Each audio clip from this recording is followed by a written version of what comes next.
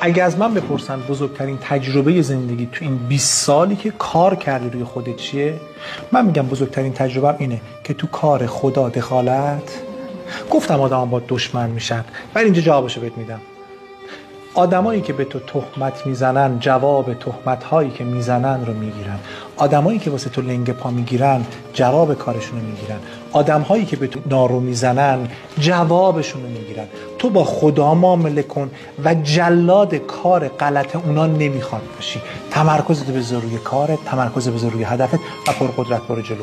یه جایی میبینی معامله خدا انقدر سود به تو میده و بهترین معامله با خداست. چون خدا دو تا 4 تا نمیکنه. وقتی ببینه تو روش حساب کردی اومدی جلو، میریزه به پات و کاری میکنه باد کارستون که همه اون کسایی که به تو نارو زدن، همه اون کسایی که به تو پشت کردن، پیش خود کاش میشد 5 دقیقه من با این صحبت کنم. اینقدر از اون آدم ها هستن حسرت میخورند از اون شبایی که میتونستن با من باشن و نبودن، از اون روزایی که میتونستن کنار من باشن الان لح لح میزنن.